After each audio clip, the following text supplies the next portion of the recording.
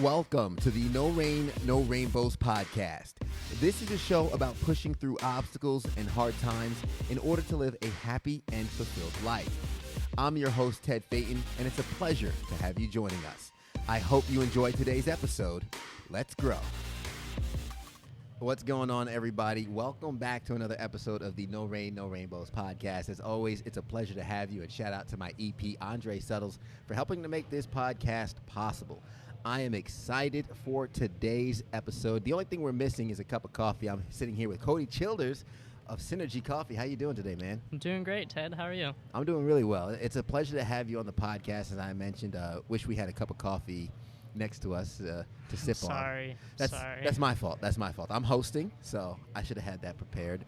For our listeners who might not have been introduced to you, might not have maybe seen you around Greenville, South Carolina, why not introduce yourself really quick? Let them know who you are and what it is you do. Yeah, sure. So my name is Cody Childers. I own Synergy Coffee Catering. Basically, I bring the coffee to you whichever party it is that you want, wedding, birthday party, corporate events, things like that. That's what I do. And yeah, that's me. I love that. And the first question when it comes to coffee catering, I think a lot of people might not have known that's a thing. How did you come up with that idea? How did you come up with the business and jump into it? Yeah, so I used to work at Swamp Rabbit Cafe. I was managing over there, and we would have a lot of different clients come in or customers come in, and they would always be asking for coffee catering. And there was just about 5 different clients in a row that we had to say no to, and I, in some organic research of my own, I never could find anybody who was doing that. And if there were people that were doing it, they just weren't doing or delivering the quality that I felt like they should be delivering. And so somewhat overnight, I just decided to take a down payment that I had saved for a house and go buy an espresso machine and launch this business. Yeah. And kind of the rest is history. So looking back, it was like, don't know if that was the best idea, but like now almost a year later, I'm really, really happy that I made that decision. No. So, yeah. I love that because, the first thing I think the listeners would take from that is the fact is you noticed a need in the marketplace and you did some research and you noticed, hey, it wasn't being provided, so why not me? And because when I think of coffee catering, if I was going to a corporate event for coffee catering, I'm stopping over by Dunkin' Donuts or whatnot, getting that big box of Joe or something, and everybody, grab a cup and pour it in. But coffee, people love their coffee, and people love good coffee. For sure. So when you talk about that quality, I definitely think you noticed the need, the necessity for it, and as we could see a year later with your business, it definitely is something that people appreciate. How do you make that decision overnight, though? Because you mentioned overnight. When you talk about the money you have for a down payment on a house, right? A lot of people say, hey, this is your future. We were just having a conversation with a gentleman before, hey, if you have you and your spouse and you have something for the future, don't risk it. But here you are with a down payment for a house, and you decide to spend it on a business. How did that, that conversation in your head go? Yeah, honestly, so I want to say something like 5 years back. I had a pretty close friend at the time who said this one line to me, and I have probably spoken this line to myself since a million times. But he said the difference between being scared to death and courage is being scared to death is just fear without breathing. And so for whatever reason, that line just really stuck with me. And so making that decision to take my then saved down payment for a home to launch this business that I just felt like I was supposed to do was terrifying. And so it was literally as simple as just thinking okay, take 3 deep breaths and make the next right decision. And I knew that that's what I was supposed to do. And then secondly to that, I've always had a super, super supportive family system. I've got 3 younger brothers and 2 parents that are just awesome. And so to know that whether or not I went out on this endeavor and it totally just crashed and burned, or I went on and became this empire, I knew that they were going to be by my side regardless. And so just having that support system, coupled with some really good friends, and then also just that like really almost insane courage to just like go do something, was really what made that decision easy. Yeah. Per se. No, I love that, because when you mentioned the 3 deep breaths and being scared to death is pretty much fear without breathing. I had to write that down, because a lot of us, we look at going outside of our comfort zone as if it's going to be the end of the world. You know, we have a reptilian brain. We have this instinct in us which tries to protect us from the dangers of the world. And because we've advanced as a technological society so much faster than biologically, you know, a work deadline is the same kind of stress we feel when we used to be hunted by predators. So the fact of taking a down payment to start a business, that fear is the same fear that you might feel when your life is on the line. But you take those deep breaths, you realize, I'm not going to die by opening this business. And it becomes, I don't want to say comical, but it almost just becomes manageable. For sure. When you look at it that way. Jumping into business, I'd love to really start unpacking this for some listeners who might have that side gig that they are kind of dabbling in, haven't jumped into yet, or maybe they have just started and they're going through a rough patch. I'd love to know some of the challenges that you first came across when building Synergy Coffee. Yeah, so it's funny, I was actually just writing about this the other day. I'm working on just some origin story type stuff and marketing material, things of that nature. And one of the things that, just looking back to the beginning of Synergy Coffee, that I don't know why I was this way, but I was just entirely over-prepared. Nice. And I don't think that I have ever told anybody, like, hey, you know, you don't actually need to be that prepared. But, like, that's what I'm telling you now. You don't need to be that prepared. Just, you know, go out there and do the thing. And, you know, just this week I was saying yes to events that I don't actually have the physical capability of doing those events. And so I feel like I've kind of come full circle, where it's like I was so prepared. Yeah, I'd show up to an event and tons of things would go wrong. Whereas now I'm like technically less prepared, but things are going remarkably right. And I think that probably just, if I were to really dig deep into it, it would come back to just like I'm really leaning into the people around me and trusting that, like, hey, even if I drop the ball, they're going to get it. And as a matter of fact, they're probably going to do better if I just give them the ball and walk away. Nice. So you mean by being over-prepared, you found things would still go wrong. And then now that you're kind of, quite frankly, taking things that might be a little bit out of your comfort zone, or you feel like you might not be prepared for, you're doing them and they seem to still be going right. Yeah. And handing off the ball is what you're kind of mentioning as that switch in mindset, right? I think, again, it's also like the fear of, I mean, hey, taking in a deep breath, you're not going to die by going to this event. Absolutely. And something going wrong. When I host an event, I usually tell the organizer or the person we're doing the event for, you've spent months, maybe years planning this thing. I'm going to tell you right now, it's not going the way it's planned. Like, it's not going to go the way it's planned. But it's going to have a start, middle, and end, and people are going to have a good time for the most part. What do you think gets in the way for people who are afraid to, I guess, take on that next gig that they might not be ready for?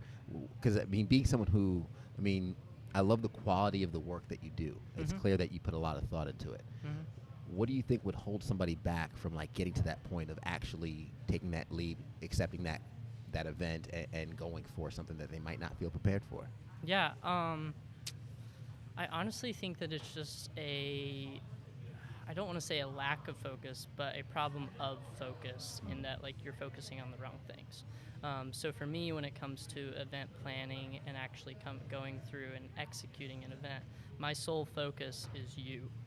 It's not the cup of coffee, which I think for a lot of people, if they find themselves in, you know, let's just use a catering situation, they're so nitpicky and focused on, okay, what's the product? What's the overall experience? Like, oh, I have to make sure that this bouquet of flowers is perfectly arranged.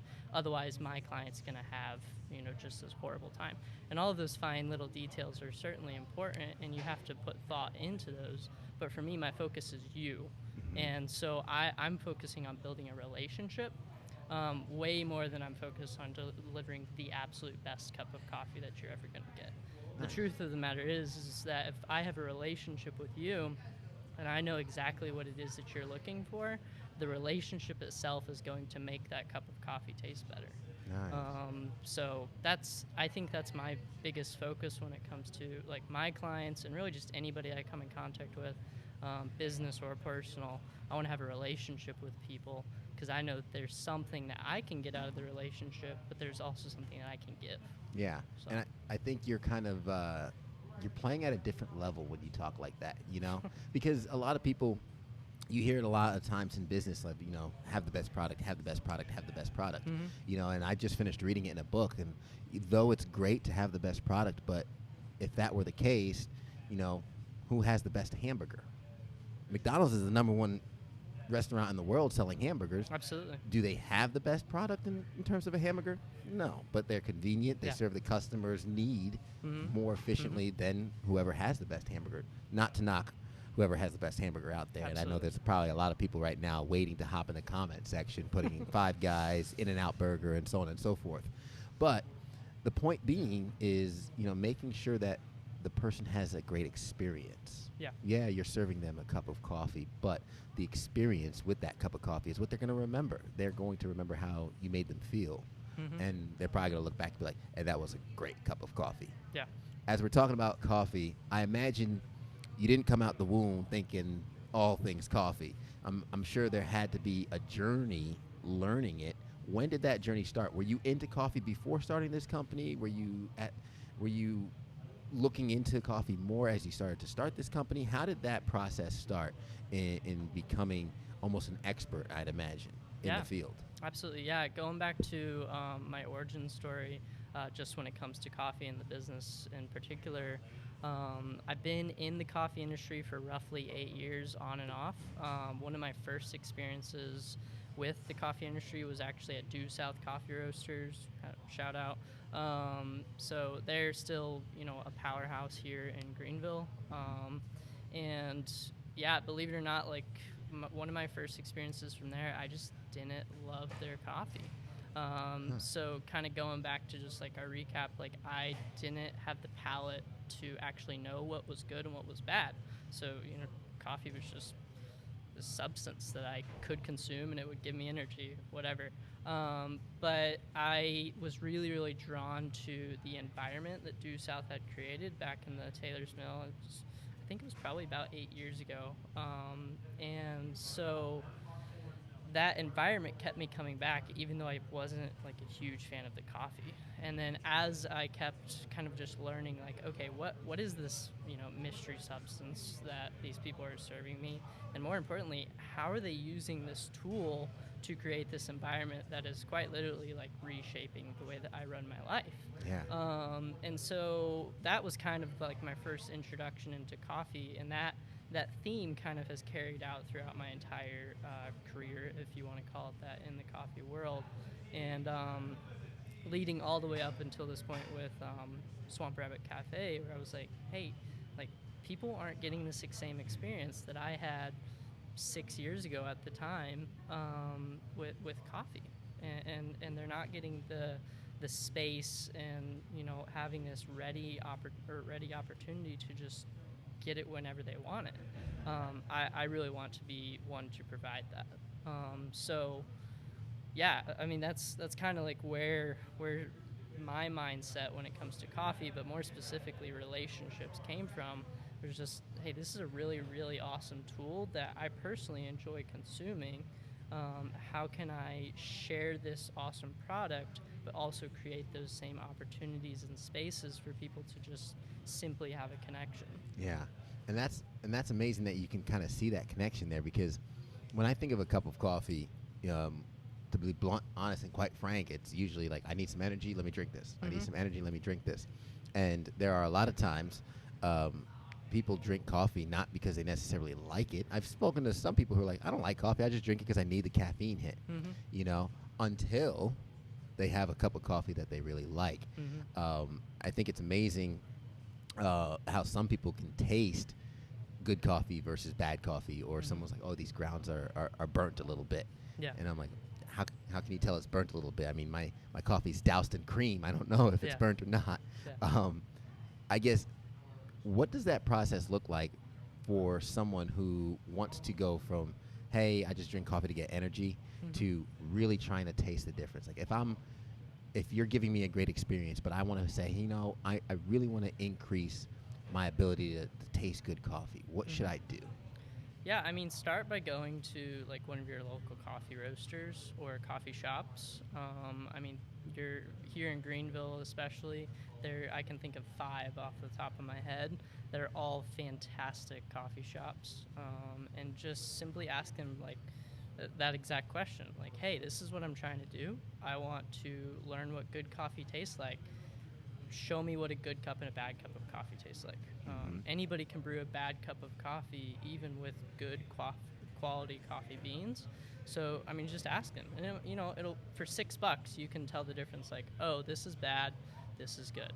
And I mean, coffee shops love that kind of stuff. Like, Nice. unless you just get unlucky and run into a grumpy barista, but that shouldn't be happening. I'll ask you this, and being that you serve coffee to a lot of different people and you see them Mhm. have experiences around the coffee, Mhm. and don't say energy or caffeine or whatnot, but what Yeah. do you think it is about coffee that creates that experience for people? Man, I know that's a tough one. that is a tough one. That is a tough one. Um, I'm not entirely sure. I think for me, it's more of just like in the air. There's like this aroma of coffee, especially at shops that are like roasting in the shop. I think that really brings an element to just the whole coffee experience that like you can't quite get anywhere else. For example, Due South, one of the first things that I can remember walking into their shop was this pungent smell. I was like, what is that smell? Like, do I like it? Do I not like it? I don't really know. Kind of smells like a sweet campfire. Not sure. And I think that overall experience, like just literally just taking over your senses, really brings a different aspect to the game. I mean, I think that you could relate this to like tasting wine. Like, how much more are you going to enjoy a glass of wine if you're at the vineyard that the grapes were grown at, as opposed to going to some bar or whatever that is? You can get the same exact glass of wine. One of them's going to taste better. Yeah. So I think creating a space where like your senses, like your physical, like bodily senses are being overwhelmed, really creates that dynamic where people can just have this conversation because they're both connecting over something that maybe they weren't able to connect with before. Yeah, I love that. Does that make sense? It does. It does. I mean, because going back to the whole environment around it, I mean, there's a reason why people like going to bars and drinking. Mhm. And there's some people who go to bars and drink, and they say, I don't even like the alcohol that I'm drinking, but they Mhm. like the atmosphere in which they're in. And I think coffee kind of sets the foundation Yeah. for so many other things to happen. And while we're recording this, we're in the midst of a pandemic. Yeah. And switching gears here a little bit to some of the challenges, we're talking about coffee and the experience that it builds for people in the event space. And obviously with COVID-19, that's kind of put a little bit of a damper on Yeah, I'll say. on the ability for people to come together. Yeah. How has Synergy Coffee adapted and adjusted and really survived through this period? Yeah, honestly, I think it kind of goes back to where we started in the beginning of just really focusing on the people, because my product is adaptable, but it's only so adaptable. So, but if I keep focusing on people and making sure that like their primary needs are met, like they want coffee, I'm going to deliver coffee. They need to be safe while consuming that. I'm going to deliver a safe environment, and then I'm also almost providing a distraction. It's just like, hey, let me come into your space. Let me show you how you can, take a break from your office meeting, and you can just step out here to the lobby and have a nice cup of coffee, chat with your friend, talk to me, a fellow barista that you've never met. Share a little bit in the burden that we're all experiencing from COVID-19, and so yeah, like I think I think that we kind of play a role in sharing that burden by providing a little bit of a distraction in a safe way. Nice. And obviously, this is something that none of us could have anticipated, put a serious damper on the business. But I mean, this month has been just a huge testament to just how awesome some of our clients are and how supportive they are. And it's really awesome just to be able to still serve coffee. Yeah. So. Nice. And I'm glad that you get to continue doing that. Mm-hmm. And I would ask, and this kind of goes, pre-COVID, post-COVID, during COVID, Mm-hmm. and I'm sure a lot of folks, whether they're starting their business, they might have the same question. We first started with, hey, there's a demand in the marketplace, and not many people are looking for coffee catering, or not many people are offering coffee catering. Yeah. How do you let people know you exist? How do you get in front of people with your service? Because, Yeah. I mean, when it comes to planning an event, like I mentioned before, if there's an office manager who's putting something together, they Mm-hmm. might not think to call a coffee caterer. For sure. Yeah, I mean, a lot of it is just face-to-face conversations. I believe that the best marketing is in person, and also referral-based. So I always ask all of my clients to refer me, and then also just like showing people that it's something that they can have. Like you just said, a lot of people don't ask for a coffee catering service, or don't even think that it's something that they might want. So I always just show them that it's something that they might be interested in, and let them do the rest. Yeah. I'm not a salesman by nature, but I believe in letting the product and the service speak for itself. And I think as long as we continue to just focus on our clients and make sure they're our number one priority and that their needs are being met, things are going to work out. Yeah. So. And I agree 100%. I feel like, I mean, we've had billboard marketing, TV marketing, print Mm-hmm. marketing, social media marketing, and all that coming together. But I think the foundation has always been word of mouth marketing. Mm-hmm. The person you're going to trust the most is a good friend, a spouse, or somebody. Absolutely. And the fact of the matter is, the fact that you ask for referrals along the way, nobody knows your customer base better than your customer. Yeah. It's like, hey, did you enjoy this? Well, do you know someone else like you that Mm-hmm. would enjoy this? Yeah. And that's kind of, it's a slower process, but as we've said before on the podcast, anything fast won't last, and anything that lasts doesn't come quick. Yeah. So I love the fact that you have that awareness and that, I guess, that practice of Mm-hmm. asking for that, because I can tell you're playing the long game here. You're not looking for a quick buck. You're not trying to just, oh, people want coffee catering. All right, here you go. Give me some money. You're putting time in the craft. You're putting time in the product that you serve. You're focusing on relationships and making sure that they're quality relationships and long lasting. Mm-hmm. And for anybody that's kind of going through that, starting off the business type venture, Mm-hmm. those are the foundations of your business. Yep. If you Yep. want it to be long lasting. As we're coming to the last few minutes of the podcast, I kind of want to know some of the things you're working on now, Mm-hmm. things, the rainbows that you're chasing, Yeah. in terms of Synergy Coffee, maybe personally, and things like that. And a question some of our listeners might have, I know I had it. Mm-hmm. I think I know the answer to this question. Took the money for a down payment for a house to start this business. Yeah. Have you gotten that house yet? Yes, I actually have gotten the house. I just bought it, I think it was almost a month ago now. Congrats. I'm currently in the middle of some renovations because it is a fixer-upper, but I do have the house. So thanks for asking. Nice. And then, like the rainbows that I'm chasing, honestly, right now, I'm really just looking at building a team. The business has been extremely blessed in that we have so many clients coming in now that I can't handle it myself, and that is literally the best thing that I could possibly say right now. Yeah. So I'm reading a lot of books right now just on what it looks like to build a team, and then also like have a team that actually just loves their job. So that's one of the rainbows that I'm chasing right now. And then just secondly, I am really looking at trying to expand our service and make it more of a value to our everyday consumer. Yeah.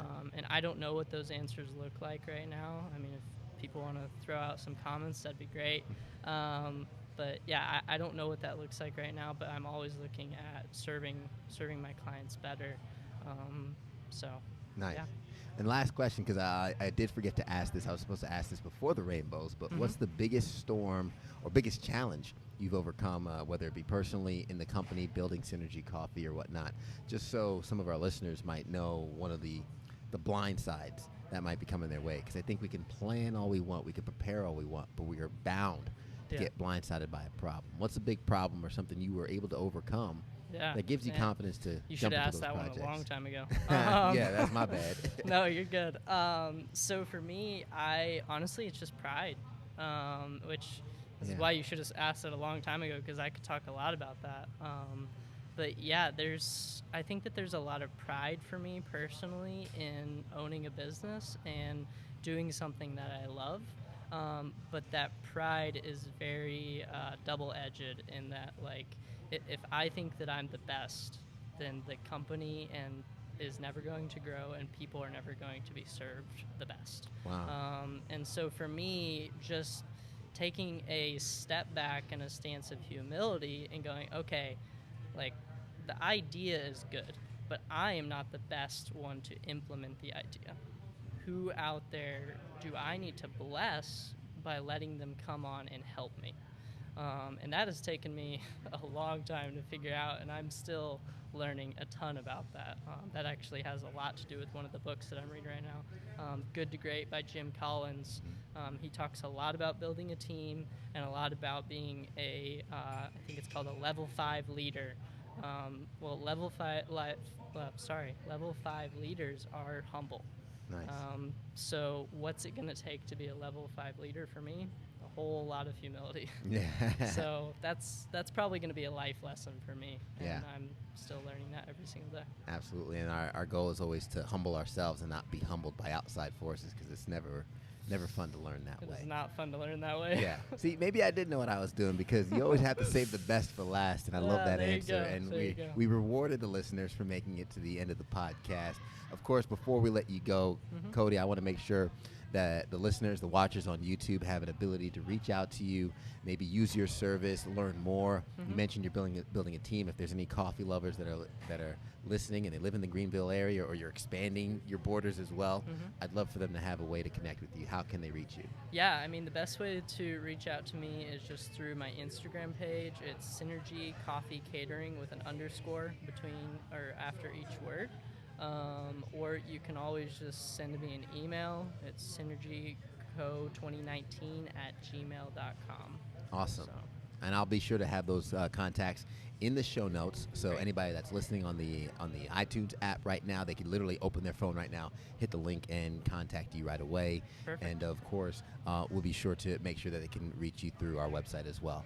Great. With that being said, Cody, I appreciate you taking the time and sharing your story with us today, Cool. man. Thank you, Ted. Appreciate you. My pleasure. And to the viewers, I appreciate you. As always, I want to recap some of the things that Cody said along the way. Being scared to death, fear without breathing, pretty much. Just take a deep breath and realize that thing that scares you most likely won't kill you. If you're thinking about jumping off a cliff, maybe you should think twice about that. But starting that business that scares you, that's the cliff I'm talking about. Jump and fly, because I'm sure you are more than capable to do so. Speaking of which, when you mentioned being over-prepared or less prepared, don't be afraid to get out of your comfort zone a little bit and take on a little bit more than you can chew, just because that's your best way to grow. And of course, the focus on people, you've mentioned that throughout the podcast, and I think that's so important, because a lot of us get trapped in the product or the service that we're doing, and we forget who we're doing it for.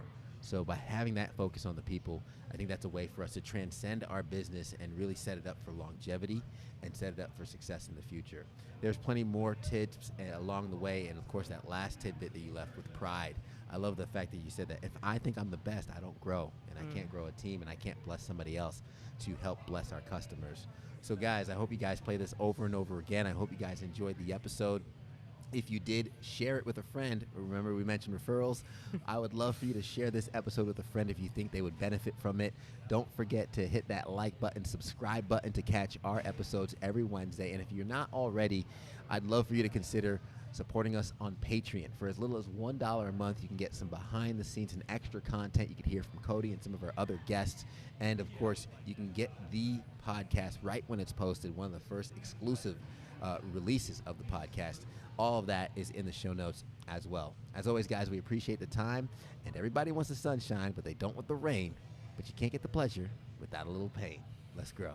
The No Rain, No Rainbows podcast is recorded at Camaraderie, a collective workspace in Greenville, South Carolina, right off the Swamp Rabbit Trail.